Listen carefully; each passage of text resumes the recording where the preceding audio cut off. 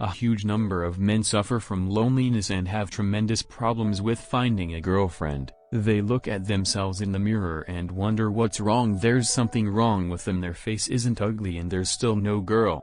And no. Very often that kind of self-love can turn into self-pity, and it's also spoiled by the situation when the loner himself sees some mediocre and unremarkable men next to beautiful girls, and the neighbor from the second floor changes women once a week while the single man can't even one woman, and it's like self-esteem goes down and his self-confidence goes down, and the problem is quite different. We're being pinned down on a daily basis. The clamps of a man who has a hard time finding is seen as a loser, but in reality it's not like that. If a man has trouble finding a girl, it just proves that his biological role is not to impregnating females, no matter how offensive it may be to us now. But humans are still animals, and the vast majority of them live by instinct in most cases. Women only choose men who have some special genes to create healthy offspring, and most of the time there's a very narrow. I consider human life to be as a beehive.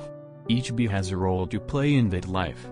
The workers don't fertilize the mothers, the queens, and the worker bees produce honey. Everyone lives in a certain hierarchy, and deviations from the norm are unacceptable. Take it as a given and do not in any way disappoint yourself unnecessarily, and don't depress yourself. There is no doubt that in humans all these processes are more complicated, but the fact is most people are robots with a certain function, and if you, my friend, you don't get along with the girls, then just change direction as well. Remember, there are exceptions as well, but they're statistically less likely. It's very hard to cheat nature.